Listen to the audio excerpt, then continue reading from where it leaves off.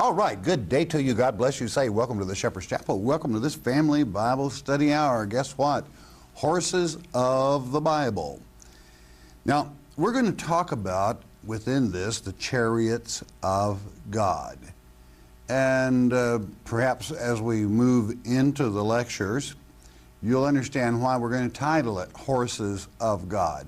Because horses were used basically for transportation, and chariot, being rakab in the Hebrew tongue, simply means to ride or a rider.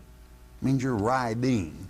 And of course, horses themselves that came into, usually they were a figure of war, like a war horse.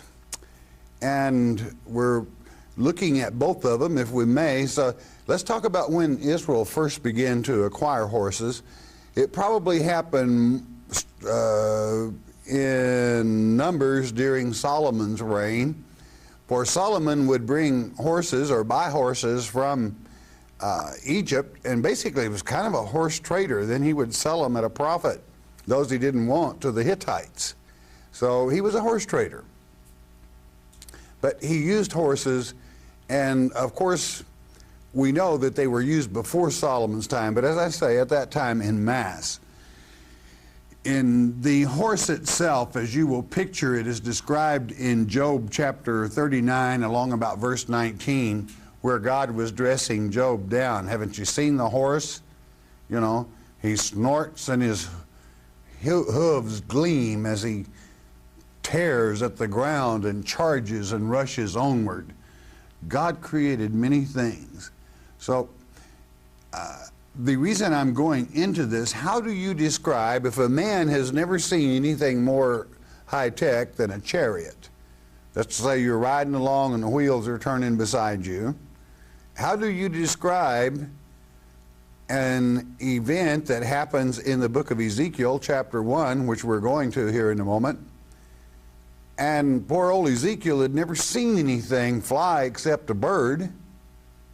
And all of a sudden, we've got something to deal with here. But by going back to the manuscripts and the language, which will convert part of it back into the Hebrew for a clearer understanding, and sticking with the subject of horses of God, first let me say, we call in this generation, the press, the media, and people call we'll use the term flying saucers as UFOs, which is unidentified flying objects. Well, number one, coming out the gate, there is nothing unidentified with God. And are they mentioned in the Word of God? Well, again, that's the situation. Think of a man describing seeing something of this nature. If he's never seen anything more technical, never seen an airplane, again, as I stated, the only thing he's seen fly is a bird. So we got to have some wings for this, all right? With that thought in mind, let's ask a word of wisdom from our Father, and let's just go into the Word and see if we can determine what Ezekiel did see, okay? Ezekiel chapter 1, and let's pick it up, if we may, in verse 4. And verse 4 reads, "And I looked, and behold, a whirlwind." Now make a mental note of this term, whirlwind. We're going to be using it more than one time. A whirlwind came out of the north, a great cloud, and a fire enfolding itself. It was orange, and I mean the glow was present from it, and a brightness was about it. And out of the midst thereof, as the color of ember, out of the midst of the fire. Now, in the Hebrew tongue, when we say color, there really isn't a word. Let's just, if we may, let's call that word color up as it is. You've heard me use ayin, the Hebrew letter ayin, which in ancient symbols here, and it means, as you read there, a primitive word, an eye. literally or figuratively. By analogy, a fountain as the eye of the landscape. Now, when you see this letter on, let's say, a petroglyph or a pictograph, it means, and it being a circle, like our O, it means look. Look and see, and then the message will follow. The very word means not color, as we would in English, but it appeared to the eye, ayin, not a leaf now, that's the ox in the Hebrew alphabet, but this is the ayin, which means the eye. We looked to the eye, it appeared, it had an appearance. It had an appearance of what? Let's bring up the word amber in Hebrew, and then a lot of your thought with it will be solved, and it's kashmel. And it's of uncertain derivative, and it's probably bronze or polished spectrum metal. What it is, it's highly polished bronze. And there's a lot of difference in amber than kashmel, a highly polished bronze. I mean, we're talking about metal here, not just a color of a glow of something. I mean, we have an object here. And the material, as Ezekiel would be very familiar with, was highly polished bronze. And so we're not dealing with a vision necessarily. We actually see an object here. And it appears to ayin, to the eye, its appearance is as highly polished bronze. Now he'll give us the shape of it here. You see, going back to the Hebrew gives us a clearer understanding. Now, can we say absolutely that it was highly polished bronze? No, ayin, it appeared to be. I'm sure, and I can guarantee you, it would be a metal so far above anything we have in polished bronze that that it would make man's technology look very small. All right. So what Ezekiel is saying, there was an action, a whirling, with this coming in this cloud of brilliance, and out of the action appeared the highly polished bronze, we'll call it a vehicle. Okay? Now, we continue then, pick it up again with verse 5, and let's move on ahead. Also out of the midst thereof come the likeness of 4 living creatures. There were 4 of these things, and this was their appearance. They had the likeness of a man. In other words, we have, compare Revelation 4:6, where we have the 4 living creatures, Zoe, in the Zun, okay, verse 6. And everyone had 4 faces, and everyone had 4 wings. Now, when God appears, he uses symbology a great deal, and we'll talk, anytime you've got something up here, there's got to be something there that looks like wings, all right? It's airborne. How does a man that has never seen anything besides a chariot describe something? So don't lose touch with the fact that Ezekiel is not really qualified to explain a circular vehicle such as this, but he does a good job. I don't want to take away from him. Verse 7. And their feet were straight feet. That means they were, the Hebrew term is unjointed. And the sole of their feet was like the sole of a calf's foot. You know, there's a calf's foot is straight jointed. It doesn't bend like a man's leg. And they sparkle like the color of burnished brass. And here you have it. What does a landing gear look like on a vehicle? And I'm going to, let's go one more verse and you'll understand where I'm headed here. Verse 8. And they had the hands of a man under their wings on their 4 sides, and they 4 had their faces and their wings. One more, 9. Their wings were jointed one to another. They turned not when they went, and they went every one straight forward. And verse 10 gives you the description. Verse 10, as for the likeness of their faces, they four had the face of a man, Adam, and the face of a lion on the right side. What's always parked on the right in Israel? Judah. What's his symbol? A lion. All right.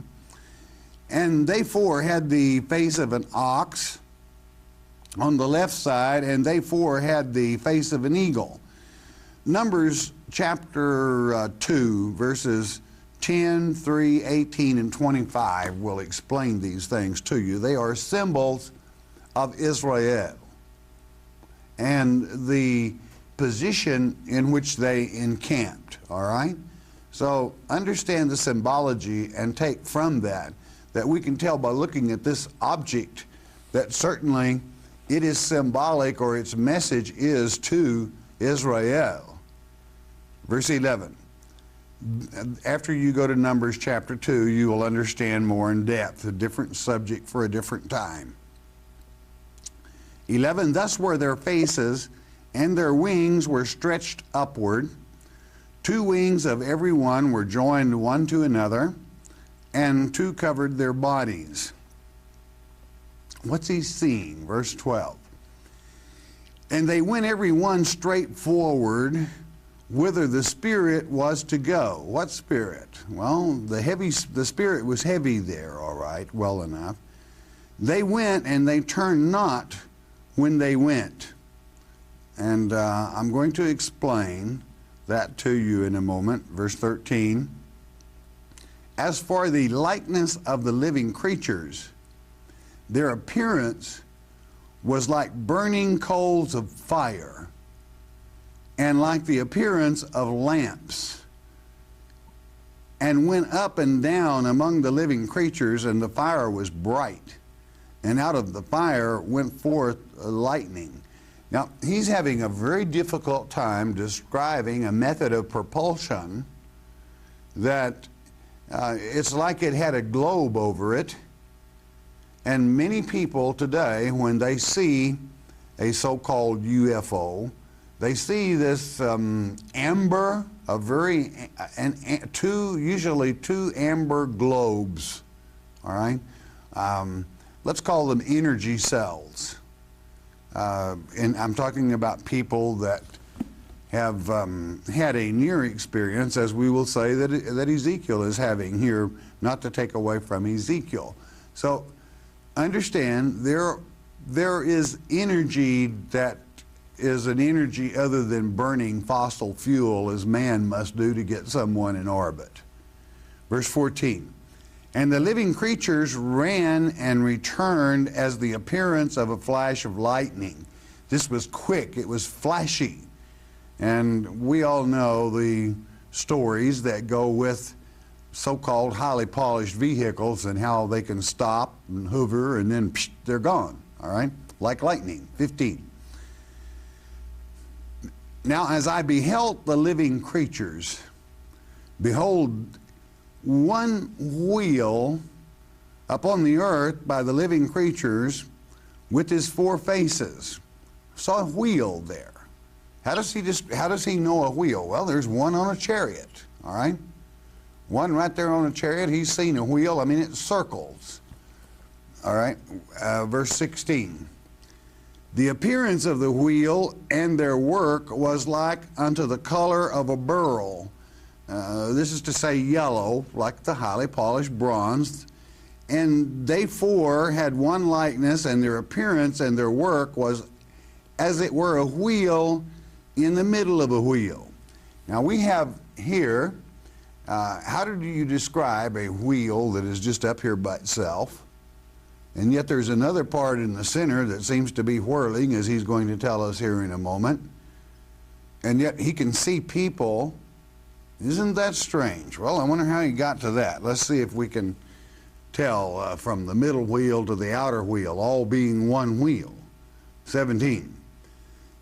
When they went up on their 4 sides, and they turned not when they went. Now, that may sound a little confusing, but I want you to picture who we're dealing with. We're dealing with Ezekiel. Now to him, the only wheel he has seen is a wheel that runs by your side when you're riding in a chariot. All right? Now this wheel, on the contrary, is out here in the air all by itself in a circle, and it doesn't look where it goes. All right? It just goes straight forward. In other words, all Ezekiel was equipped with was thought maybe like riding a horse or an ass. All right? When an ass turns or a horse turns, they always turn their neck and look where they're going to go, and a rider, an experienced rider, knows to be very careful. We're about to make a turn here. Or even a man, as far as that's concerned, he turns his head and looks in the direction he's going to go, and then he turns. So how do you describe a circular disc? Has no neck, it has no head. So they just went without turning. They just went wherever they wanted to, straight ahead, all right, because they were circular and they had that mobility.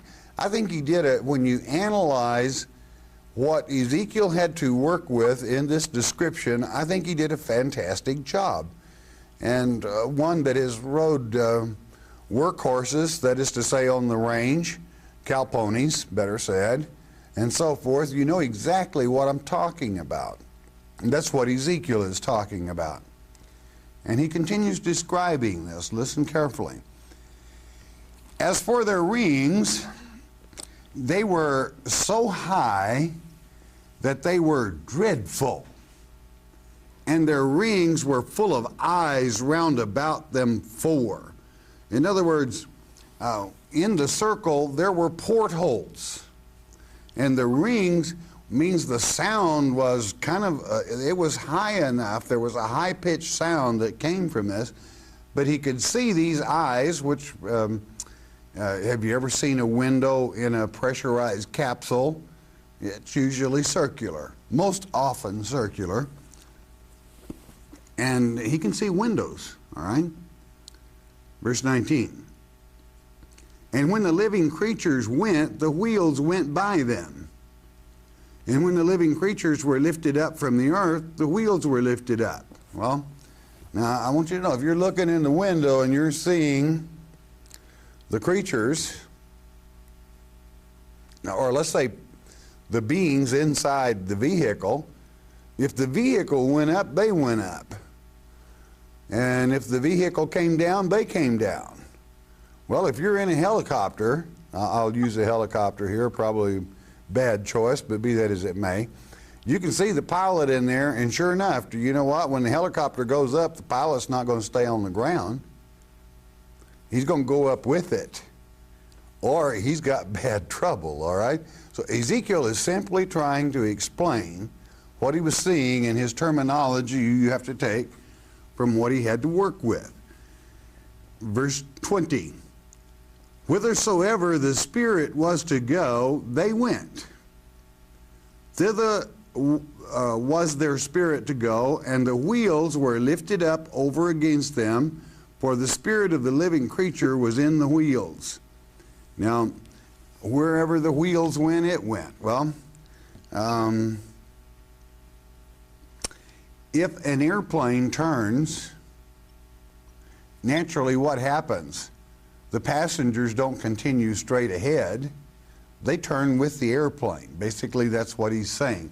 Now, naturally, when he's beginning to work the Spirit into this, you'll find out why in a moment, because God's throne is aboard one of these craft. And naturally, many times I'll get the question, well, why did God need a vehicle? Well, because he had his throne with him. And these creatures also, some of them, guarded that throne. And this is one of those times that he came to earth, and he was able to make this vehicle visible or apparently not visible. And we'll document that before we complete the lecture. Verse 21. When those went, these went. And when those stood, these stood. And when those were lifted up from the earth, the wheels were lifted up over against them, for the spirit of the living creature was in the wheels. And it was orderly. It went at the same time, and the people inside of them went at the same time. Okay, 22. And the likeness of the firmament upon the heads of the living creature was as the color of the terrible crystal. This is to say, the color of a sapphire again, okay, stretched forth over their heads above. They could see this. 23. And under the firmament were their wings straight, that's to say level, the one toward the other. Every one had two, which covered on this side, and every one had two, which covered on that side, their bodies.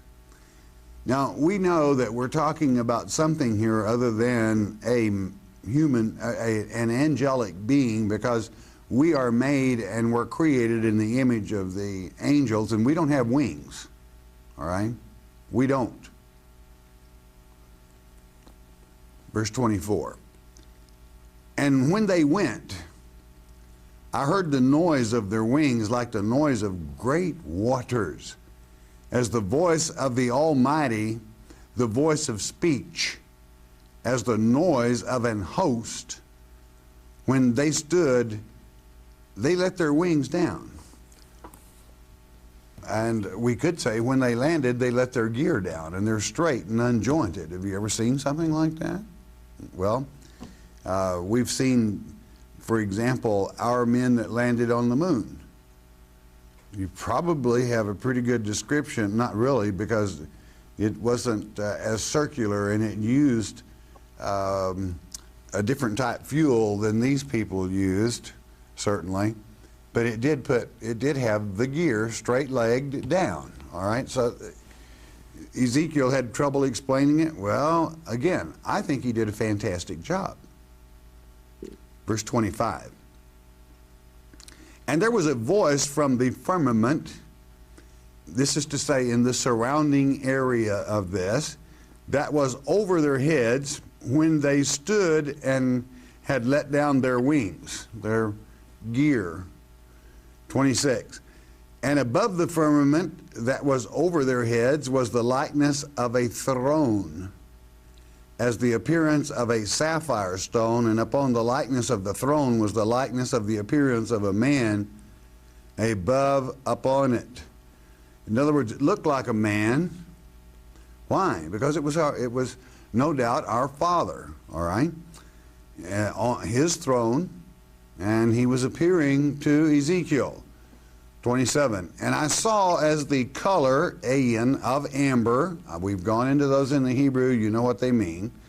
As the appearance of fire round about within it, from the appearance of his loins even upward, and from the appearance of his loins even downward, I saw as it were the appearance of fire, and it had brightness round about. God is a consuming fire. Now, that's not to say that he's not very emotional and so forth, but a description like this is given in Revelation chapter 1 concerning Christ as he appears at the seventh trump.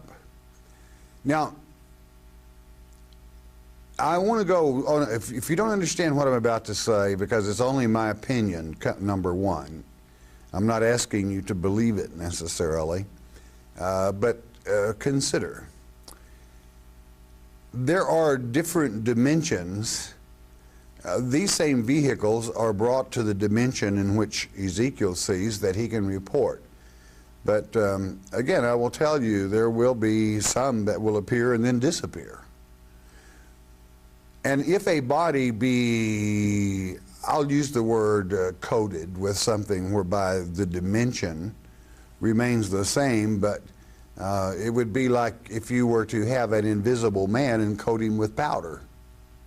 All right? Well, what if you had an invisible By invisible, I mean in a different dimension, and then he was covered in a likeness. I'm just saying why it might appear bronze even as the craft, all right?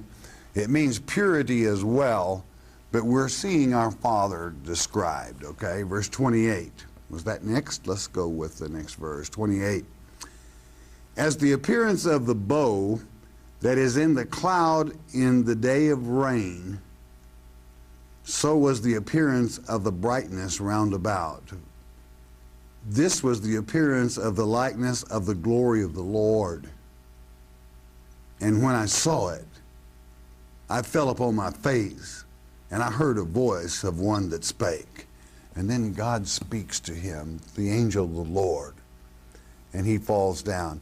This bow, or this prism that giving off all colors of light, it is the real bow, the rainbow, we'll call it, that surrounds God's throne, as it is written of in Revelation chapter 4.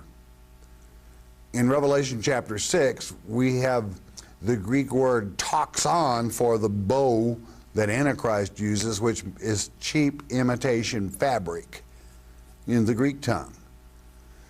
So let there be no mystery. God is the same yesterday, he is today, and he will be forever. And perhaps some might think that I digress in certain areas, but I'm trying to help us understand the events that Ezekiel observed. And let there be no doubt, he observed a highly polished bronze vehicle with God's throne aboard it, and God begins to teach Ezekiel. Fantastic message in this second chapter, as well as God's messages all are, all right, about how he was going to send him to teach. But the mode of transportation that he utilized was a highly polished bronze vehicle, and there was more than one of them. The formation that appeared with him. So let there be no doubt. And as I stated, don't you dare call this vehicle unidentified to God, because God knows very well. Now, again, I could say the angels that came down left their place of habitation, as it is written of in the book of Jude, in Genesis chapter 6, back to the beginning, and took the daughters of Adam to wife and impregnated them, and offspring were born. You can read of it in Genesis 6, and your King James brings it out very well. There is a later translation, more recent, that even goes into more detail exactly as I teach it by translating for you. But what my point being, a angelic being that is able to impregnate a woman, and when we partook of angels' food in the wilderness for 40 years, would have to have some type of vehicle to travel in, because there is a mass there. Not flesh as we have flesh, but it was another substance that's we're made exactly in a pattern from it. So I want you to realize there is a side to this that you must open your mind and think upon. Don't make a religion out of it. Just understand the Word. There's nothing in this earth that our Father has not explained to us if we'll take the time to search for it in His Word. So, did Ezekiel see a UFO? Not to God. It was a vehicle he used for transportation of his throne. And it used a propulsion because it could reverse or go wherever it so chose at its own will and its own time. And so it was that Ezekiel was visited. There would be another time that he would be again, but that covers it in Ezekiel. We see Ezekiel describing it in, I think, excellent form and shape. Now, did it happen again? And the answer is yes. It happened in 2 Kings concerning Elijah. Elijah didn't not die. God took Elijah, and we find in 2 Kings, then you'll begin to understand perhaps a little more concerning horses of the Bible.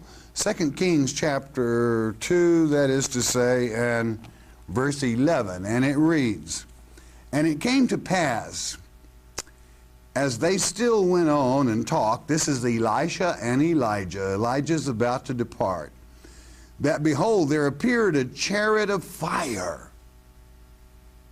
and horses of fire, and parted them both asunder. And Elijah went up by a whirlwind into heaven." A whirlwind, a whirling, turning, it would appear. It was circular. And these are horses, so to speak, because they were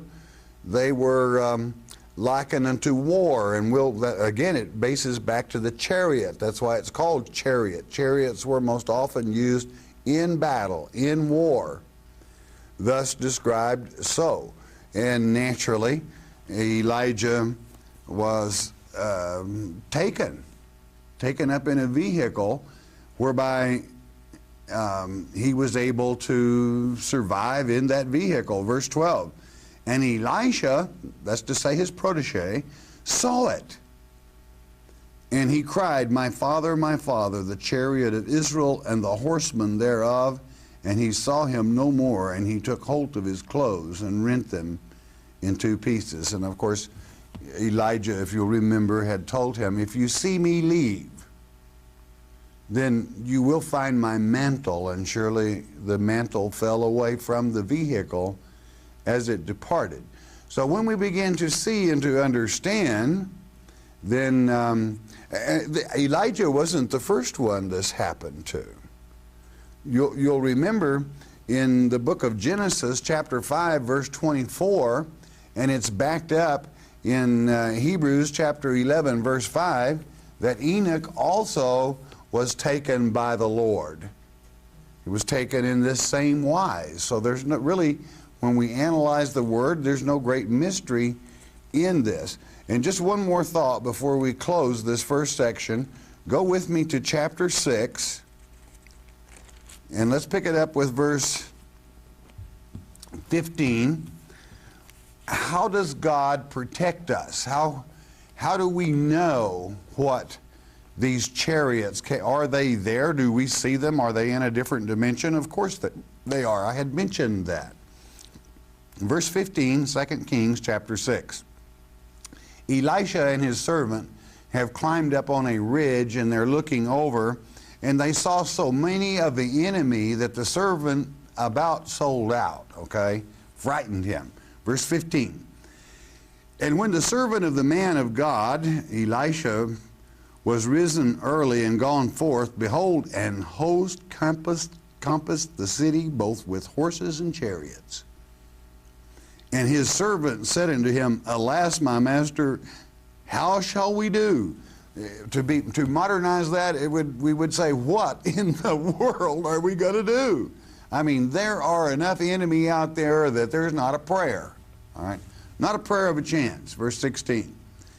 "And he answered," this is old Elisha. He had observed these before firsthand when he saw. There was a possibility he wouldn't have seen it. Why? It's a different dimension. You must be aware of that. Don't wrestle with it, and don't let it be a stumbling block to you. But Elisha saw it. "And he answered, Fear not, for they that be with us are more than they that be with them." Stop and think about that. I mean, there's just two of them there. Just two human beings. And he's saying there's more with us than there are of them. Verse 17. "And Elisha prayed and said, Lord, I pray thee." That's what you want to do if you want something, if you need a miracle, let it be in prayer. "Open his eyes that he may see." And the Lord opened the eyes of the young man. In other words, he allowed him and gave him the ability to see a different dimension.